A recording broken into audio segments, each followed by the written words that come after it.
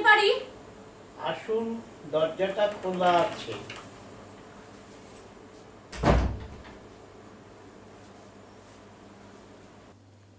আপনি ঋত্বিক বোস? হ্যাঁ, আপনার অনুমান যথার্থ। আমি ঋত্বিক বোস। আমি হেডকোয়ার্টার্স থেকে আসছি। বসুন। হঠাৎ আগমন হেথা? বিশেষ কিছু না, শুধু কয়েকটা ইনফরমেশন। ইনফরমেশন না ইন্টারোগেশন? সন্দেহের কারণ? স্বাভাবিক নয় কি? একটা সামান্য তথ্যের জন্য ওই হেডকোয়ার্টার্সের গর্ত থেকে এখানে পা ফেলাটা? সেটাও মেনে নিতে পারছেন না? সেটা মানা সম্ভব নয়, কারণ আমি জানি তীরটা আমার দিকে।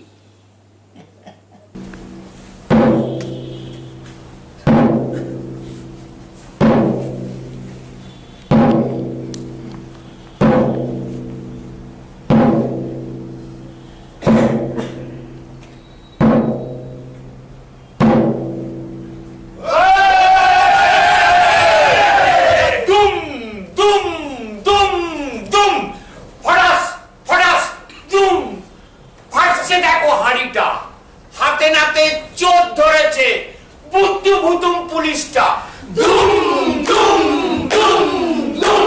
ভোটের বাতি বল তুলেছে ঢ্যাঙ্কুরাকুর ঢ্যাঙ্কুরাকুর ঢ্যাঙ্কুরাকুর ঢ্যাং। ভোটটা কিছু মারতে হবে, কেন বানাও প্ল্যান। চুরি হয়ে গেছে রাজকোষে, চোর চাই যে করেই হোক, চোর চাই হোক না যে কোনো রোগ, চোর চাই নইলে মোদের যাবে মান। চুরি হয়ে গেছে রাজকোষে। না না, এই শেষ অংশটা আমার নয়, ওটা রবীন্দ্রনাথের। জানি, শ্যামা নৃত্যনাট্যে। আপনি আপনার সুবিধার জন্য এগুলোকে সাক্ষী হিসেবে দাঁড় করিয়েছেন। না না, শুধু মজা করার জন্য। আসলে রবীন্দ্রনাথের কৌতুক তো অসাধারণ। এই যেমন ধরুন ওই পরিষদ কবিতাটা, সেখানে বিষয়টা একই। শ্যামার ডাক শুনে নগরপাল হন্তদন্ত হয়ে ছুটে এসেছেন। নগরপাল মানে হচ্ছে এখনকার সুপারিনটেন্ডেন্ট অফ পুলিশ। এসে বলছেন, অতিশয় অসময়ে অভাজন পরে অযাচিত অনুগ্রহ।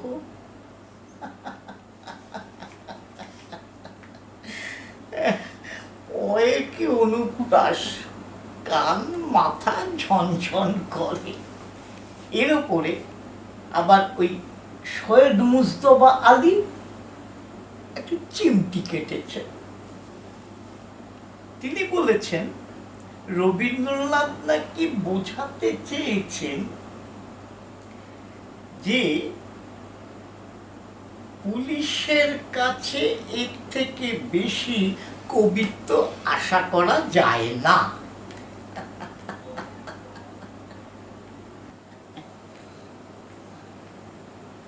ম্যাডামের মনটা কি খারাপ করে দিলাম? না, এসব গা শোয়া হয়ে গেছে। আপনি তো তাও একটু ভদ্র ভাষায়। না না, সৈয়দ মুজতবা আলী আবার স্বস্তি বচনও শুনিয়েছেন। তিনি বলেছেন এখনকার পুলিশ নাকি অনেক বেশি পড়াশুনো করে। তবুও তো আমরা বুদ্ধুভূতুমি। আরে আপনাদের বলিনি, ওটা বলেছি যারা আপনাদের বুদ্ধুভূতু করে রাখে তাদের। আপনি বড়ই চটেছেন, আরে চা খাওয়া যাক।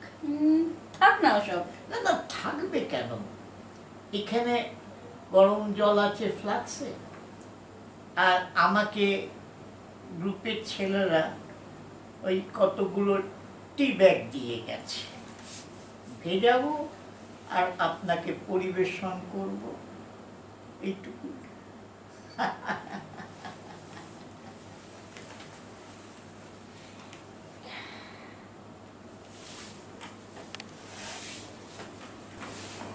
এখানে কিন্তু চিনি নেই। জানি, সেটা এখানে মিলবেও না। না না, আমার সুগার নেই। সেটা আপনার দাঁতেও নেই, লেখাতেও নেই। আপনি কিন্তু মৌকা বুঝে আন্ডার দ্য বেল্ট হিট করলেন। সে তো আপনারা সব সময় করছেন।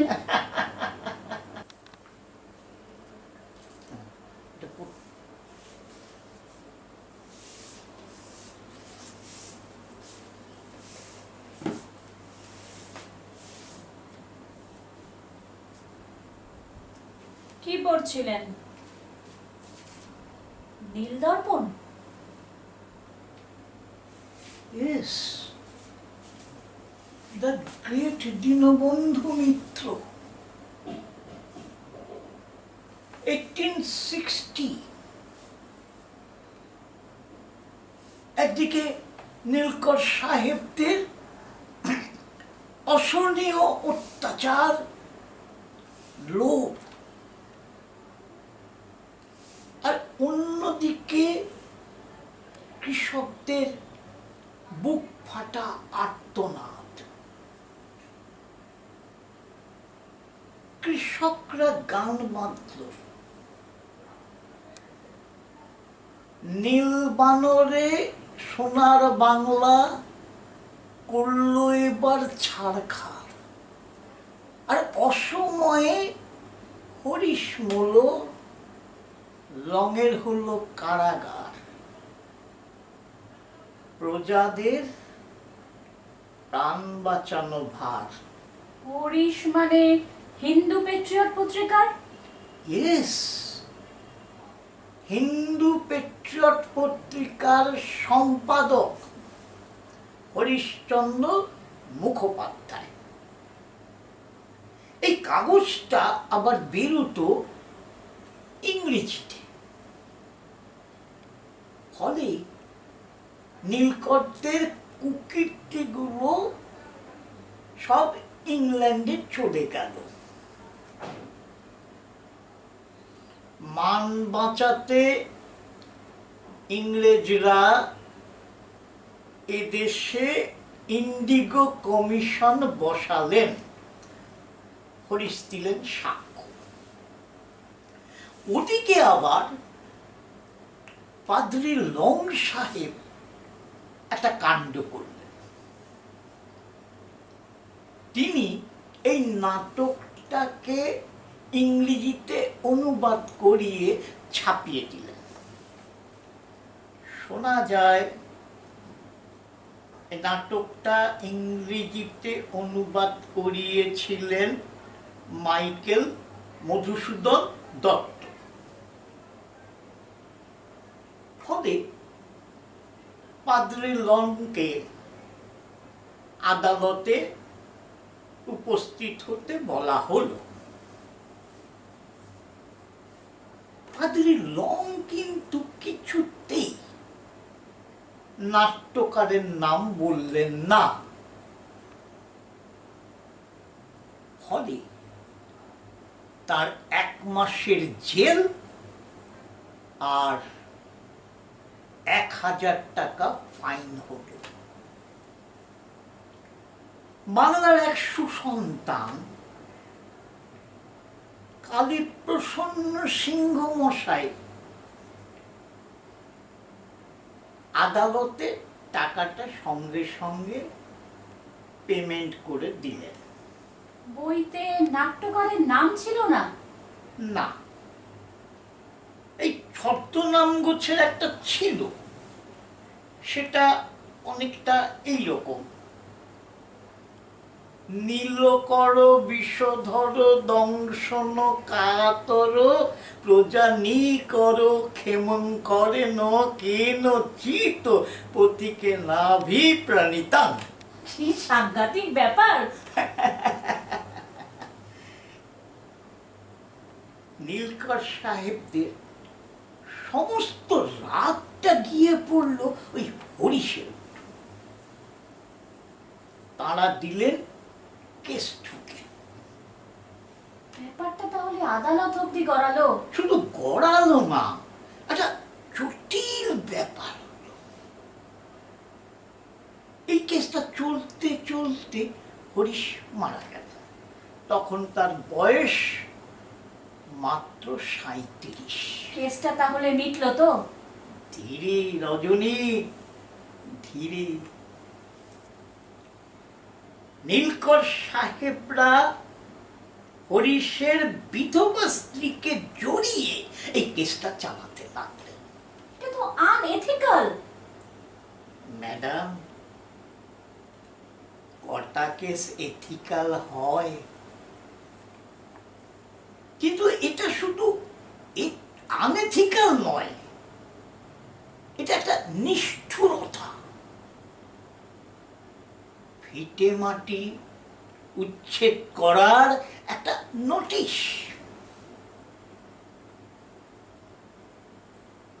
এরকম আর একটা কৃষক আন্দোলন হয়েছিল স্বাধীনতার ঠিক পরে পরে।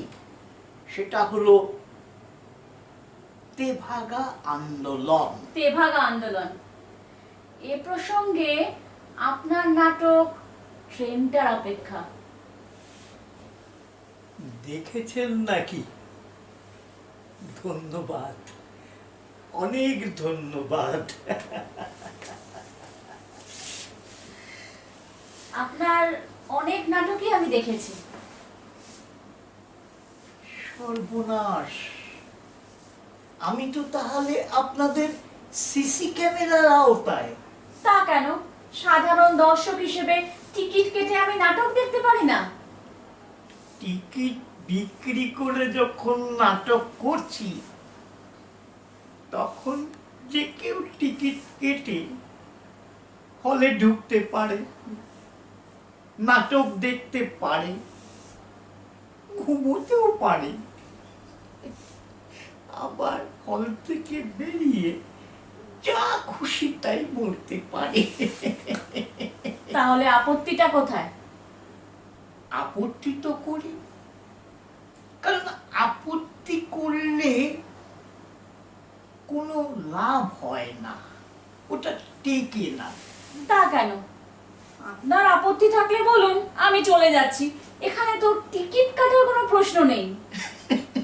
দাদা, আপত্তি থাকলে তো আমি আগেই আপত্তি করতাম।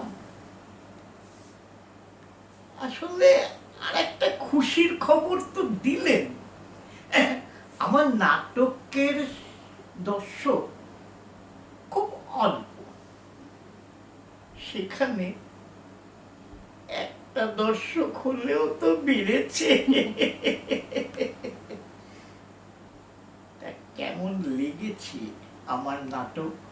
বোধহয় খুশি করতে পারবো না। না না, সেটাও জানা দরকার। সত্যি কথা বলতে কি, আপনার নাটকগুলোতে নাট্যগুণ বড়ই কম। প্রতিবাদী ভাবমূর্তিটাই খুব বড় হয়ে উঠেছে। তাতে অসুবিধাটা কি? প্রতিবাদও তো সৃষ্টির একটা শর্ত। সেটা তর্ক সাপেক্ষ। আর আপনি কিছু বিষয়ে খুব অবসেসড। অবসেসড? যেমন? যেমন আপনার উদ্দেশ্যই হলো যেন তেন ভাবে শাসককে আক্রমণ করা। এটা আরো সুন্দর করে বলেছেন হলডন সাহেব। তিনি বলেছেন, একজন নাগরিকের কর্তব্যই হলো সে রাষ্ট্রের শাসককে সর্বদা উত্তপ্ত করা। আর এটাতেই আপনার অবসেশন হয়ে দাঁড়িয়ে পড়েছে, নাট্যগুণগুলোকে মেরে দিয়েছে। এটা তো একটা গুরুতর অভিযোগ। একটু চা না পেলে তো এনার্জি পাচ্ছি না।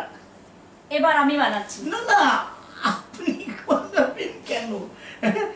লোকে শুনলে বলবে কি একজন উচ্চ পদস্থ পুলিশ অফিসার আমার বাড়িতে বসে আমাকে চা করে খাওয়াচ্ছেন।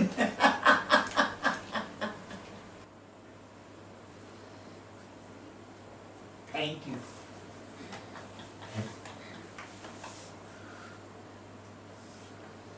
তাহলে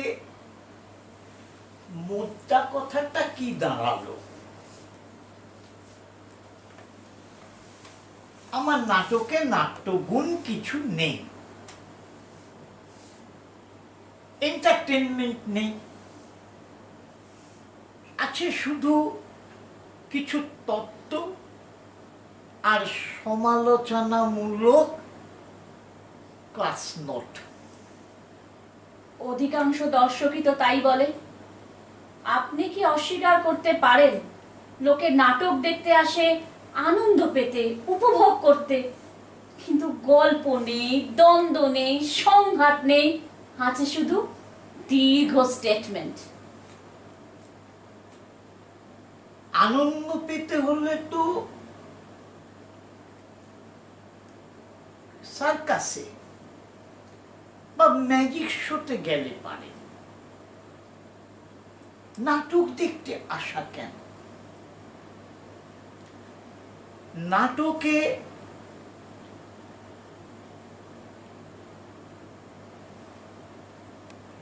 রাষ্ট্রের কথা থাকবে,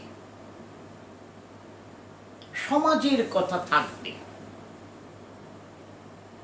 আর সময়ের কথা থাকবে। এগুলোকে দর্শককে ভাবতে বাধ্য করবে। হ্যাঁ, নাটকের প্রধান শর্ত বিনোদন, কিন্তু তার সঙ্গে এগুলো থাকবে। আমার নাটকে গল্প নেই, এটা ঠিক কথা, কিন্তু যদি ভালো করে নাটকটা দেখেন তাহলে দেখবেন ওখানেও একটা গল্প আছে, অনেকটা ওই বিনি সুতোর মালা গাঁথার মতো। আর দ্বন্দ্ব, ক্লাইম্যাক্স,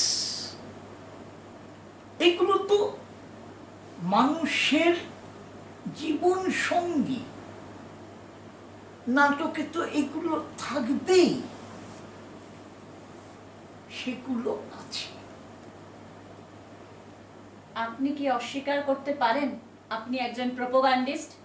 আপনার নাটকগুলো কমিউনিস্ট পার্টির এক ধরনের প্রোপাগান্ডা। হ্যাঁ, আমি একজন প্রোপাগান্ডিস্ট, কিন্তু কোনো দল বা মতের নই। আমি প্রোপাগান্ডা করি মানবতাবাদের, এবং সেই কারণে আমি যাই মার্ক্সের কাছে, লেনিনের কাছে, রাসেলের কাছে, রমারলার কাছে, এবং অবশ্যই রবীন্দ্রনাথের কাছে। কারণ এগুলো, এদের সাহায্য ছাড়া মানবতাবাদের ব্যাখ্যা করা সম্ভব নয়। ম্যাডাম,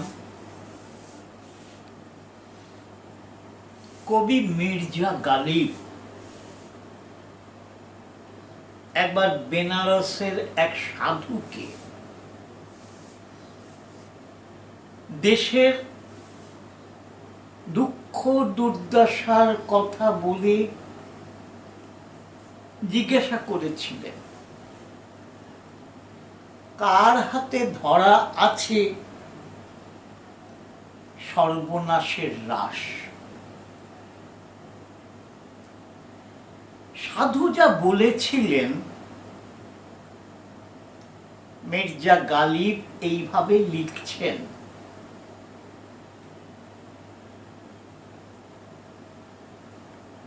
জ্ঞান আলোকে উদ্ভাসিত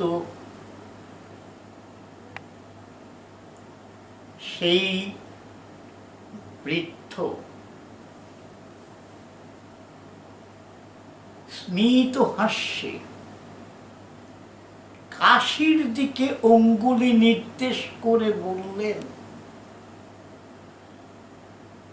স্থপতির বড় সাধে গড়া এই সৌধ, জীবন রঙিন হয় এর প্রসাদে। এই সৌধ ভেঙে গিয়ে ধূলিসাৎ হোক, এ নয় তার ইচ্ছা। বুঝলেন ম্যাডাম, এটাই হলো আবেগ, সৃষ্টির ভিত। কিন্তু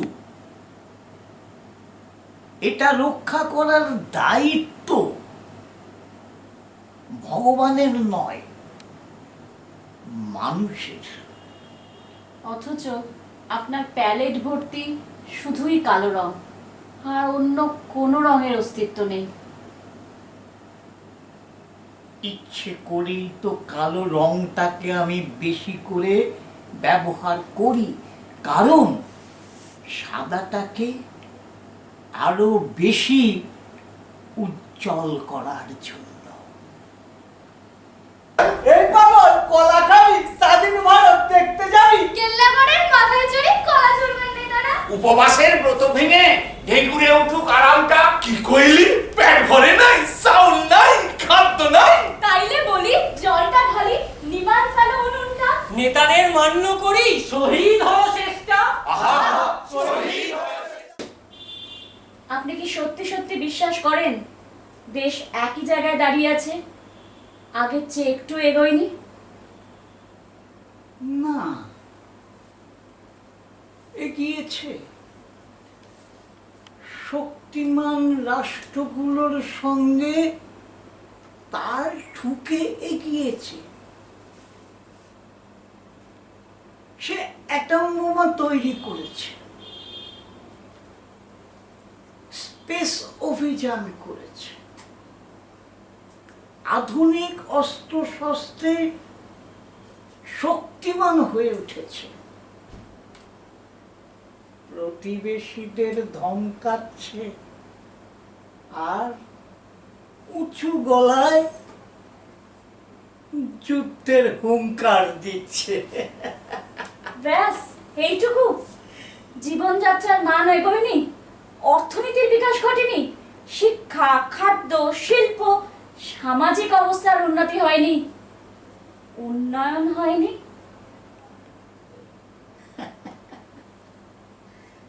পথে আসুন। উন্নয়ন বলতে আপনি কি বোঝেন?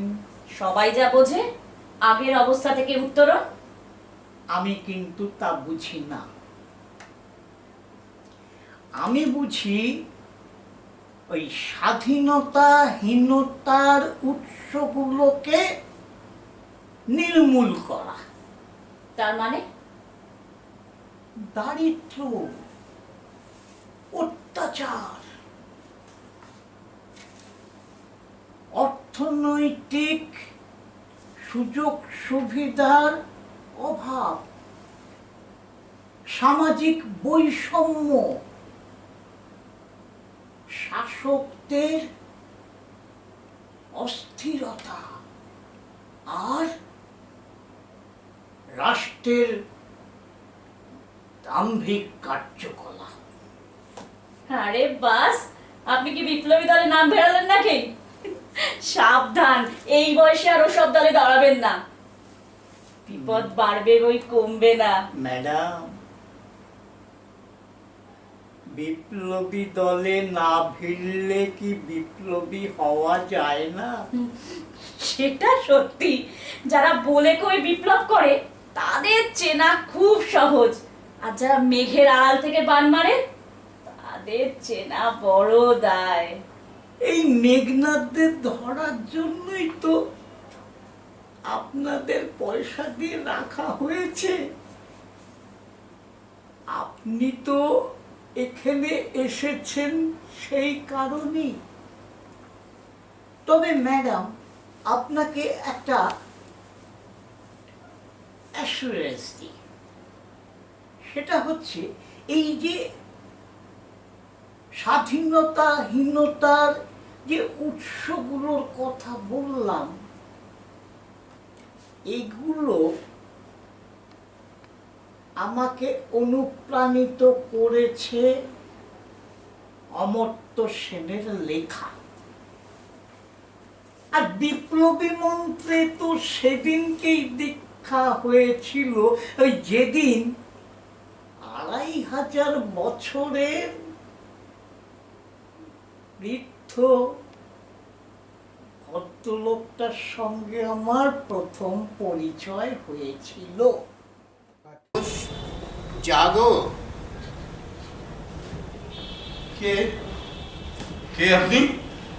প্রাচীনকালে এথেন্সের লোকেরা আমাকে সক্রেটিস বলেই ডাকতো। সক্রেটিস? মহাজ্ঞানী? মহাজ্ঞানী আমি নই, লোকে ওসব রটিয়েছিল। কিন্তু এখনো আমরা আপনাকে মহাজ্ঞানী বলেই জানি। ভুল জানো, সত্য অনুসন্ধানে আমার ধর্ম, আর যুক্তি হলো তার পথ প্রদর্শক। কিন্তু মহাজ্ঞানী, এই যুগের মানুষ চিন্তা বিমুখ, আত্মপ্রবঞ্চনার দাস। সব যুগেই এটা হয়ে থাকে। আমার কালেও এথেন্সের লোকেরা লোভে মোহে ডুবে সত্যের পথ থেকে দূরে সরে গেছিল। আমি মৃত্যুকে স্বীকার করেই তাদের বোঝাতে চেয়েছিলাম সত্য ধর্ম আচরণেই সুখ, সম্পদ লোভে নয়, মৃত্যুকে এড়ানো নয়। অধর্মাচরণকে এড়ানো হলো অনেক বেশি কঠিন, কারণ অধর্মাচরণের গতিবেগ মৃত্যুর চেয়েও দ্রুততর। হে মহাজ্ঞানী, আপনি তো জানেন শাসনকর্তাই হলো রাষ্ট্র, তারাই বাজার নিয়ন্ত্রণ করে, চিন্তা ভাবনা নিয়ন্ত্রণ করে ইচ্ছে মতো। ক্ষমতা যদি মানুষের লক্ষ্য হয়ে ওঠে, জ্ঞান, সত্য, সততার পথ সে দেখতে পায় না। অপর মানুষকে সে অজ্ঞান আর দুর্বল করেই রাখতে চায়। এ কথা সত্য। এ থেকে মুক্তির পথই তো আপনি খুঁজতে চেয়েছেন। মানুষের কাজই হলো নিজের অন্তরের সত্তার দিকে দৃষ্টিপাত করা। কিন্তু মহাজ্ঞানী, যুক্তিপূর্ণ আলোচনা আর তর্ক করেই মানুষ সিদ্ধান্ত নেয় কোন পথ মঙ্গলজনক। কিন্তু এই মহাজ্ঞানী, প্রচেষ্টা কখনোই কোনো স্বৈরাচারী ক্ষমতা লোভী শ্রেণী আটকে রাখতে পারে না। মহাজ্ঞানী, একটা কথা মনে রেখো, অধমের উপদেশে কান দিয়ে আমরা আমাদের জীবন সত্তাকে যদি দুর্বল করে তুলি, তাহলে এই ভাঙা জীবন নিয়ে বেঁচে থেকে কি লাভ? সার্থকতাই বা কি? কি ম্যাডাম, কি ভাবছেন এথেন্সের বুড়োটাকে কি করে পাশ কাটানো যায়? পারবেন না, পারবেন না। সত্যটা হিমালয়ের মতো মাথা উঁচু করে দাঁড়িয়ে আছে। একটু আগে আপনি ওই উন্নয়ন নিয়ে কি যেন বলছিলেন না? এবারের কেন্দ্রীয় বাজেটটা দেখেছেন? না, ওটা আমার কাছে খুব অচেনা জায়গা, ভুলভুলাইয়া।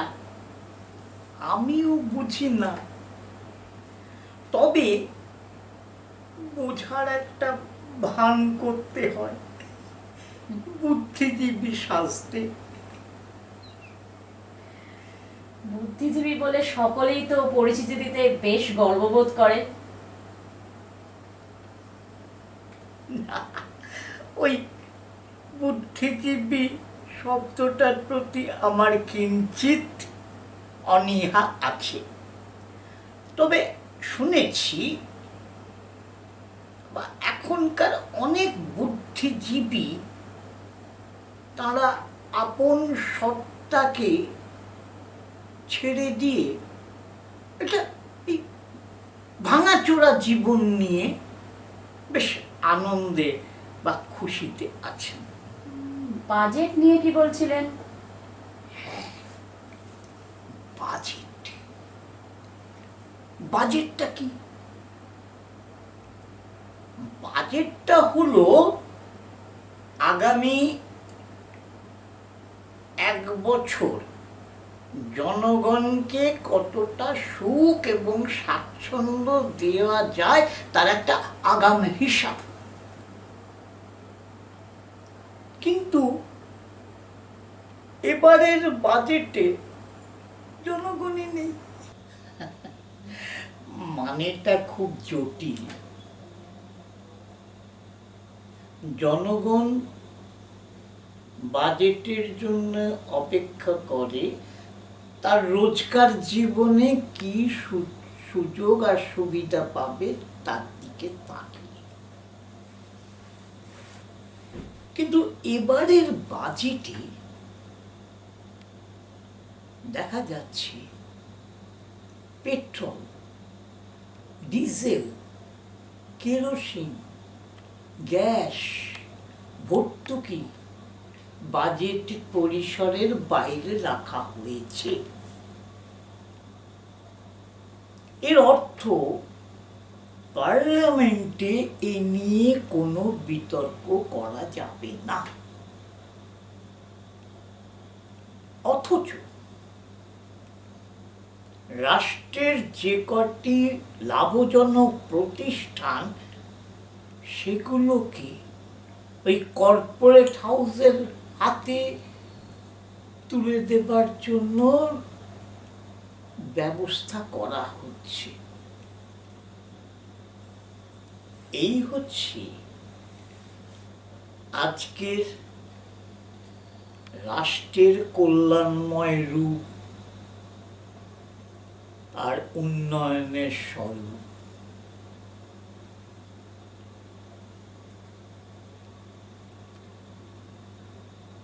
অদ্ভুত আধার এক এসেছে পৃথিবীতে আজ।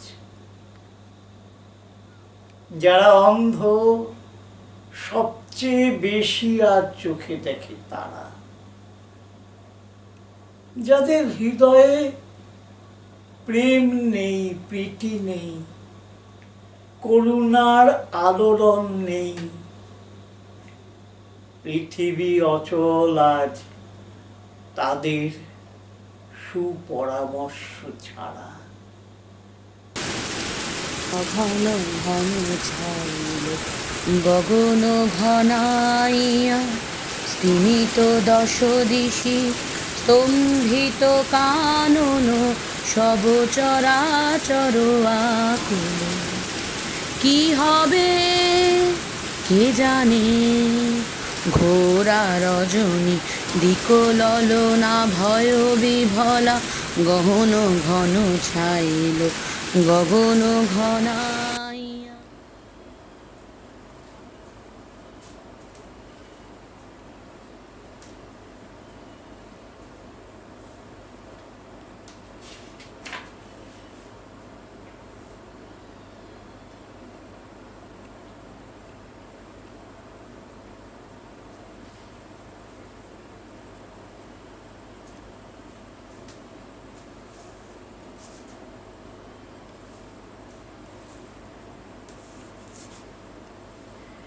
বুঝলেন ম্যাডাম,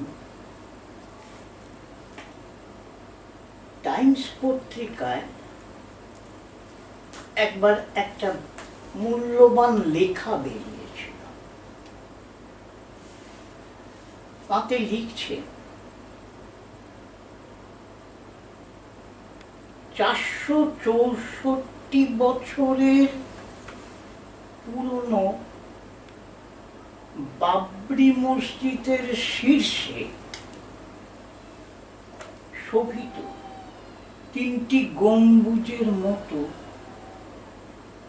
ভারতীয় রাষ্ট্রের 3টি স্তম্ভ।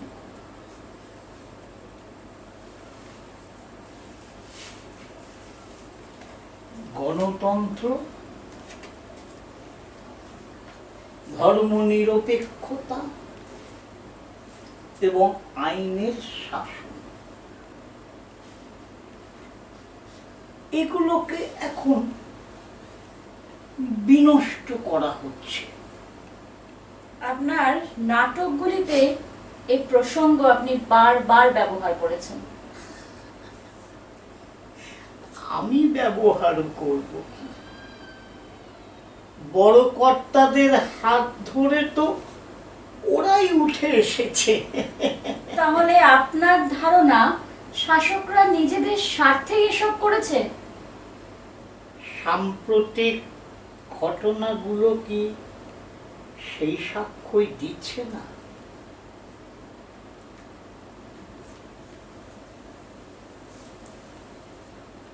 ম্যাডাম, এই অশোকের অনুশাসন গুলো নিয়ে কিছু জানা আছে?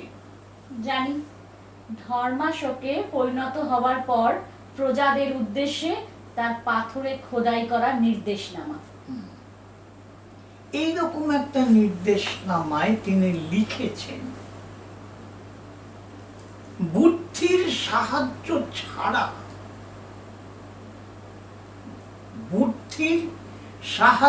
ছাড়া কেউ যেন তার সম্প্রদায়ের প্রতি ভক্তি প্রদর্শন না করেন এবং অন্য সম্প্রদায়ের প্রতি নিন্দা না করেন। আর দুটো লাইন, যদি কেউ নিজ সম্প্রদায়কে সম্মান দেখানোর জন্য অন্য সম্প্রদায়কে অসম্মান করেন, তবে তিনি নিজ সম্প্রদায়কেই কঠিনভাবে আহত করেন। আপনি কিন্তু আপনার নাটকে বিদ্রোহের কথা, বিপ্লবের কথা বলছেন। গৌতম বুদ্ধ, যীশু খ্রিস্ট, চৈতন্যদেব এরা কোন পথে হেঁটেছিলেন? বিপ্লবের পথ নয়, বিদ্রোহের পথ নয়। সেটা ধর্মীয় শোষণ থেকে সমাজকে বাঁচানোর জন্য। আমিও অর্থনৈতিক শোষণের হাত থেকে মুক্তির জন্য আন্দোলনের কথা বলেছি। তবে সেটা সহিংস পথে হবে না অহিংস পথে হবে সেটা আমি জানি না, কারণ ওটা আমার এখতিয়ারে নেই। আদৌ বিপ্লব সম্ভব? সম্ভব, সম্ভব, সব দেশেই সম্ভব, এদেশে দরকার শুধু বিপ্লবের ভ্রূণটাকে নষ্ট হতে না দেওয়া। নাকের ডগার সামনে গাজরটাকে ঝুলিয়ে আর কতদিন জনগণকে বোকা বানাবো? গাজরটাও তো পচতে চলেছে। আরে এই সমস্ত কথা তো পচা কমিউনিস্টরা বলে, আর বলে অকমিউনিস্টরা। তুইও কি ওদের দলে নাম লিখেছিস নাকি? ব্যঙ্গ করছিস? করতেই পারিস, তবে কথাটা কি অস্বীকার করতে পারিস? হ্যাঁ, বেশ, ভ্রুণটা থেকে বিপ্লব আস্তে আস্তে রূপ নিল। সে কি রূপ নেবে? সশস্ত্র না নিরস্ত্র? সশস্ত্র সশস্ত্র সশস্ত্র। অ্যাকশন। কেন অ্যাকশন? এর আগে তো এরকম অনেক আন্দোলন হয়েছে। হয়েছিল পাস্ট, আদৌ আখ্যান তার সম্ভব নয়। তবুও বলছি, গাজরটা কিন্তু এখনো শুকোয়নি। আজ পার্লামেন্টারি ডেমোক্রেসির অবস্থাটা দেখছিস না? দেখছিস না চেহারাটা পুরোপুরি বিধ্বস্ত। দেখ দেখ, পার্লামেন্ট থাকলে ভোট থাকবে, আর ভোট থাকলে ওই বুর্জুয়া শক্তিগুলো সক্রিয় হবে। ক্যাপিটালিস্টরা টাকা ঢালবে আর সাংসদ কেনা বেচা চলবে, আর ঘাঁটি গেড়ে বসবে দুর্নীতি এবং ভ্রষ্টাচার, নিজেদের লোভ এবং স্বার্থের জন্য একটা প্রতিষ্ঠিত নিয়মকে টপকে যাওয়া। কৌটিল্য 40টা পদ বাতলেছিলেন এগুলোকে বন্ধ করার জন্য। বন্ধ হয়নি, আজও হয়নি। আর আমাদের এই দুর্নীতি এবং ভ্রষ্টাচারের আঁতুড়ঘর হলো ভোটপণ, যা শুরু হয়েছিল 1922-এ বেঙ্গল কাউন্সিল ইলেকশন থেকে। এই আঁতুড়ঘরেই আমাদের গণতন্ত্রের বড় হয়ে ওঠা।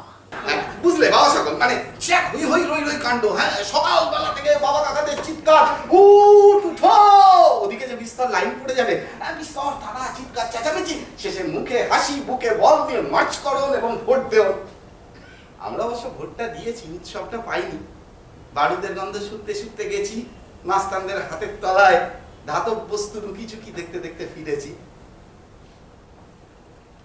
অনেক ভাগ্যর জোরে ভোট লুট হতেও দেখেছি, তবু ভোট কিন্তু হয়েছে। আর এটাই হলো গণতন্ত্র, সংবিধান থেকে পাওয়া সবচেয়ে বড় অধিকার। হ্যাঁ, গণতান্ত্রিক অধিকার। সেই অধিকারে ভর করে গণতন্ত্র যদি হাডুডু খেলে। হাডুডু? ও, সেই ছোটবেলায় কোনোদিন হাডুডু চুকিটকিট খেলেনি নাকি? না, খেলা কি? কতদিন তো ওই হাডু মাডু চলে লাগছে। গণতন্ত্র এখন সেই হাডুডু খেলছে, কখনো সাম্প্রদায়িকতাকে সামনে রেখে, কখনো ধর্মকে বাজি রেখে। আর এখন তো আবার ভারতীয়ত্বের ট্রফিটাকে সরিয়ে রেখে হিন্দুত্বের ট্রফিটাকে ঘষে মেজে চকচকে করে তোলা হচ্ছে। একাদশটা খেলতে খেলতে কোন ঘরেতে পা ফেলেছি, সত্যি কথা বলতে বলতে ভুলেই গেছি। আজকে যখন ফিরতি খেলায় সাবধানেতে পা রেখেছি, অবাক হয়ে তাকিয়ে দেখি পুরনো ঘরেই আটকে আছি। গণতন্ত্রের হাডুডু, ও মধু ও মধু ও মধু, কত কায়দা। ও মধু ও মধু ও মধু, শুধুই কথা, কথার খেলা। কথার খেলা? আরে সে তো খেলে রাজনৈতিক দলগুলো ভোটের ময়দানে। জাদু মঞ্চে ভুলিয়ে দেয় আপনার বিবেক, বুদ্ধি, বিবেচনা, ভুলিয়ে দেয় আপনার সব পুরনো তিক্ততা, অভিজ্ঞতা। হুজুর, ভোট আপনি দেন না, আমরা কেউ দিই না। আমাদের দিয়ে দেওয়ায় পুঁজিপতি শিল্পপতিরা, যারা কোটি কোটি টাকা খরচের মাধ্যমে, নির্বাচনের মাধ্যমে এই দেশের মালিক হতে চাইছেন। সামনে পড়ে রয়েছে বিরাট বাণিজ্য ক্ষেত্র। ভোট সর্বস্ব রাজনৈতিক দলগুলো হলো তাদের ম্যানেজার, আর আমরা ভোট ব্যাংক। দে মা আমায় তবিলদারি, দে মা আমায় তবিলদারি। আমি যাতে ভিখিরি নয় শঙ্করি, ছায়েরি পুঁতে ডুবে মরি। আমি যাতে ভিখিরি নয় শঙ্করি, ছায়েরি পুঁতে ডুবে মরি। দে মা খুলি। সুইস ব্যাংকে ভারতীয়দের জমা টাকার পরিমাণ 75 লক্ষ কোটি টাকা। বড় শূন্যগুলো বসাতে থাকুন, অর্থ ছুঁয়ে দেখি না মা। সুইস ব্যাংকে অ্যাকাউন্ট তোর দয়াতে মুছে যাবে কেলেঙ্কারির নিকশ কালি। দে মা আমায় তহবিলদারি, দে মা আমায় তহবিল। একা একাই ঢোল পিটিয়ে আপনি যা বলছেন, অর্থনীতিবিদরা তো বলছে অন্য কথা। তারা কি বলছেন? তারা নানান তথ্য ও পরিসংখ্যান দিয়ে প্রমাণ করেছেন উদার অর্থনীতি এবং বিশ্বায়নের কারণে ভারত উন্নতশীল দেশগুলোর মধ্যে অন্যতম হয়ে উঠেছে।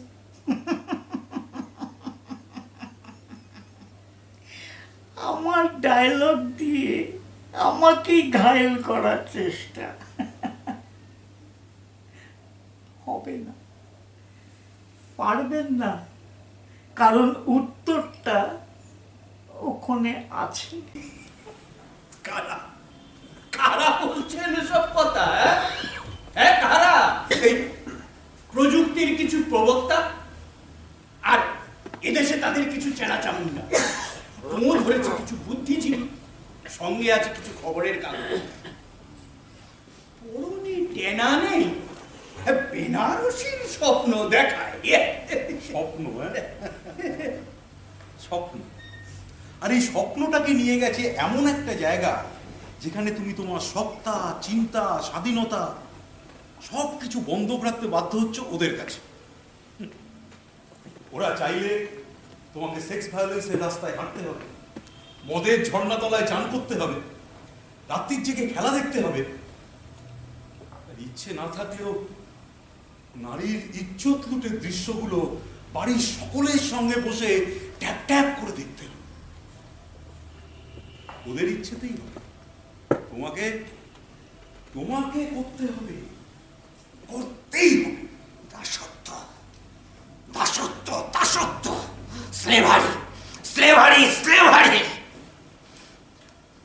এখন আমাদের মনের আকাশ জুড়ে শুধু বিজ্ঞাপনের মেয়ে। এসো এসো, কাছে এসো, কাছে এসো।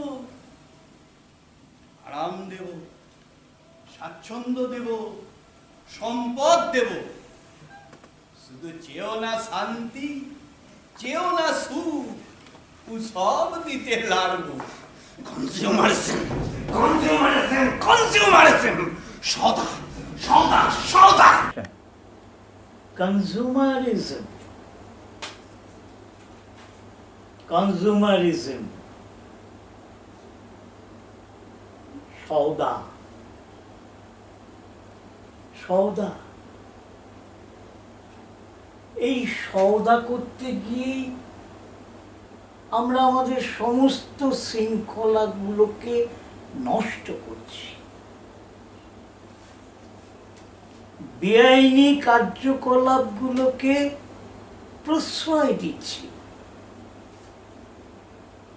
আর সামাজিক অপরাধগুলোই অভ্যস্ত হয়ে উঠছে। প্রয়োজনে সংবিধানের চৌকাঠ ডিঙাতেও দ্বিধা করছি না। আপনার নাটকগুলোতে নাট্যগুণ থাকুক বা নাই থাকুক, আপনি যেন তেন ভাবে চেষ্টা করেছেন নিজের মতটাকে প্রতিষ্ঠা করতে চেয়েছেন। সে কি? এটা তো সংবাদপত্রের একচেটিয়া অধিকারে পড়ে। তারাই তো তাদের তৈরি সংবাদগুলো পাঠকদের ঘাড় ধরে খাইয়ে দেয়,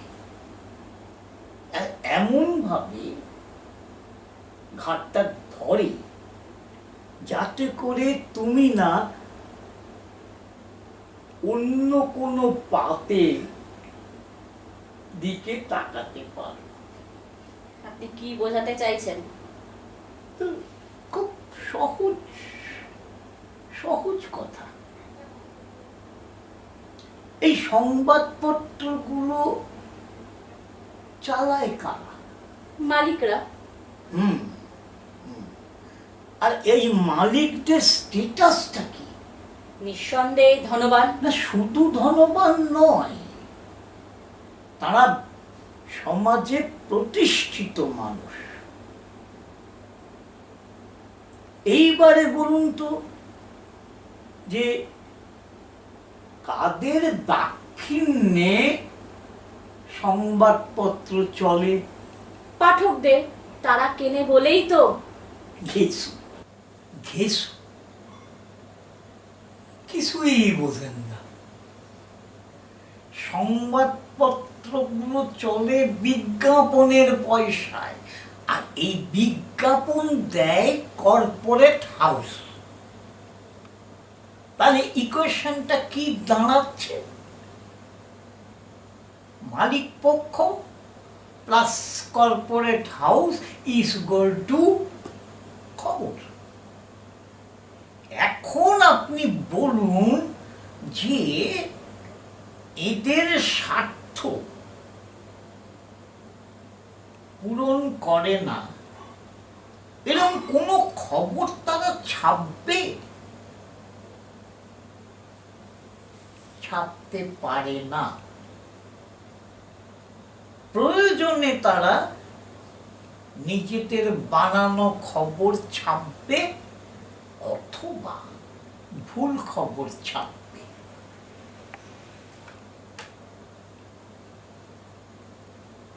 কি ম্যাডাম, চিড়িয়া এবারও জাল কেটে বেরিয়ে গেল?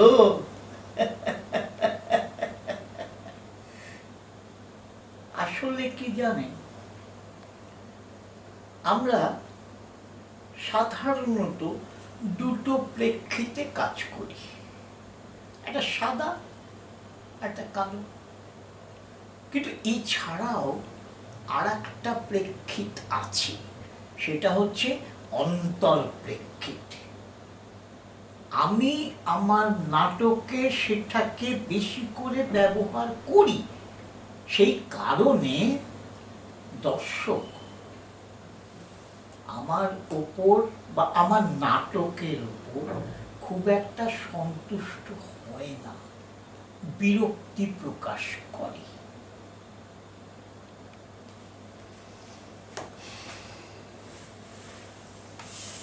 কি হলো, উঠে যাচ্ছেন নাকি? আজকের মতো কাজ শেষ? তাহলে আমি মুক্ত, আমার মুক্তি আলোয় আলোয়। কিন্তু একটা তথ্য তো আপনার নেওয়া হলো না। তথ্য? হ্যাঁ, ওই নীলদর্পণ। ওটা বোধহয় মঞ্চস্থ করার প্রস্তুতি। না, তাহলে ওতে লুকোনো আছে কৃষকদের কান্না। আমি কান পেতে সে কান্না শুনি। সে তো সুদূর অতীত। বর্তমানেরও। এটা কি আপনার তৃতীয় দর্শন? আপনি জানেন বিগত 2 দশকে কতগুলো কৃষক আত্মহত্যা করেছে? 3,33,000। সংখ্যাটা বাড়তেও পারে। কিন্তু আমি যতদূর জানি, স্বাধীনতার পর দেশে বড়সড় কোনো দুর্ভিক্ষ হয়নি। তাহলেও তারা মরেছে। না খেতে পেয়ে মরেছে, খিদের জ্বালায় মরেছে। ফসল তো হয়েছে। হয়েছে, মাঠ ভর্তি ফসল, তবু খাবার জোটেনি। অর্থনীতিবিদরা একে বলছেন মন্দা বাজারের দুর্ভিক্ষ। আবার সেই ভুলভুলাইয়া। না না, ভুলভুলাইয়া নয়, এটা একটা সহজ হিসাব। ফসল হয়েছে কিন্তু কৃষকরা তার দাম পায়নি, ফলে বছর শেষে ব্যাংক লোন শোধ দেবার জন্য চেপে ধরেছে, আর মহাজনরা তাদের লোন ফেরতের জন্য গলা টিপে ধরেছে। এর থেকে মুক্তির তো একটাই রাস্তা, আত্মহত্যা। সেটাই করেছে। কিন্তু সরকার যদি একটু একটু সহানুভূতি নিয়ে ব্যাপারটা দেখতেন, তাহলে এতগুলো কৃষক কিন্তু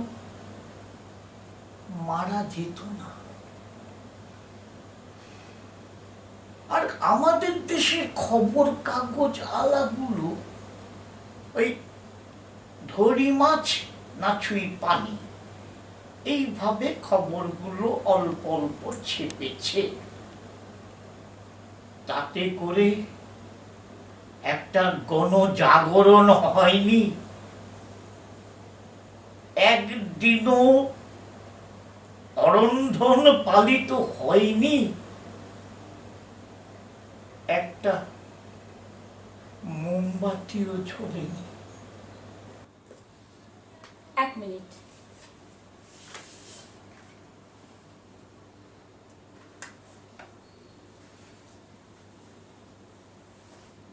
হ্যাঁ স্যার, না আমি একাই এসেছি। হ্যাঁ গাড়ি আছে। না উনি ভালোই কোঅপারেট করেছেন। হ্যাঁ আমি আমি অফিসেই ফিরছি। হ্যাঁ স্যার রাখছি স্যার। হ্যাঁ স্যার।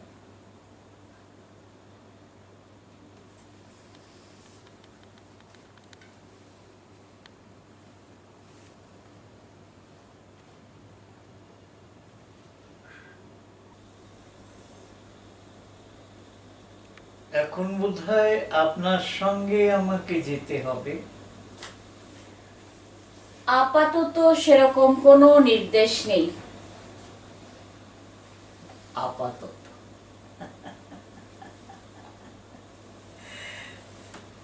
আবার সেই বুড়ো রবীন্দ্রনাথ তার কথা মনে পড়ছে। এক জায়গায় লিখছেন যে পুলিশ যদি চারা গাছে সামান্যতম দাঁত বসায়, তাহলে সে চারা গাছে কোনোদিন ফুল ফোটে না, ফলও ধরে না।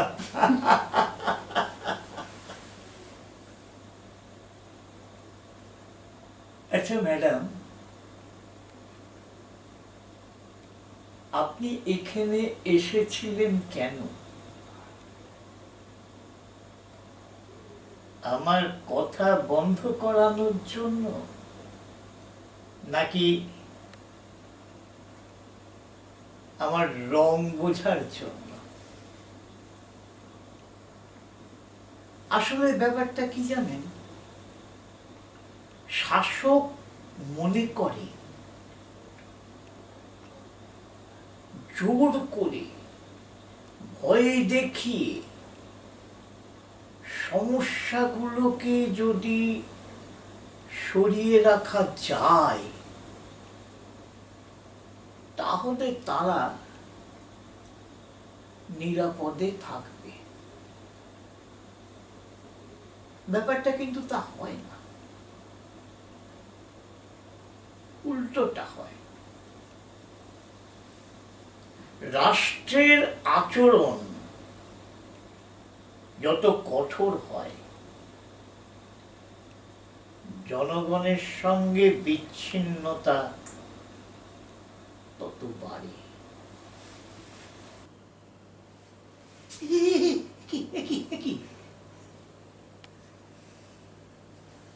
স্যার আপনার মনে নেই, আমি কলেজে আপনার ছাত্রী ছিলাম। ও, তা ভালো, তা ভালো। তা এখন আমার প্রতি তোমার কি নির্দেশ? দেখুন স্যার, ওপরওয়ালারা কি ভাবছেন আমি জানি না। তাদের মত আটকানো বা পাল্টানোর ক্ষমতা আমার নেই। আমি শুধু বলতে পারি, একজন সৎ সত্যদ্রষ্টা পথিক হিসেবে আমার মাস্টারমশাই ঋত্বিক বসু মাথা উঁচু করে সামনের দিকে পথ হাঁটতে থাকুন। আমি তাকে অভিবাদন জানাই।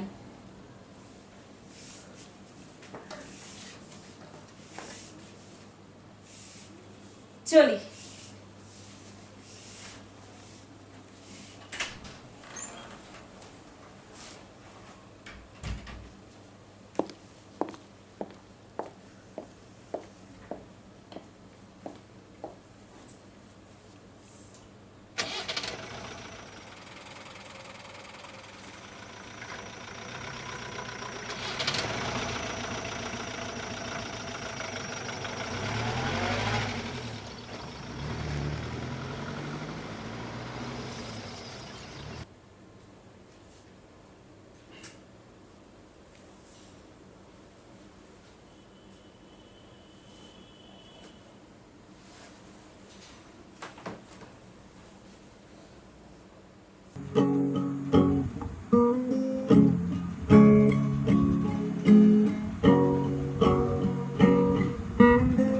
ভেবে দেখো স্বর্গ নেই, চেষ্টা করে দেখোই না, মাটির নিচে নরক নেই, আছে শুধু মুক্ত আকাশ। ভেবে নাও পৃথিবীর সব লোক আছে শান্তিতে, বলতে পারো আমি স্বপ্নদর্শী।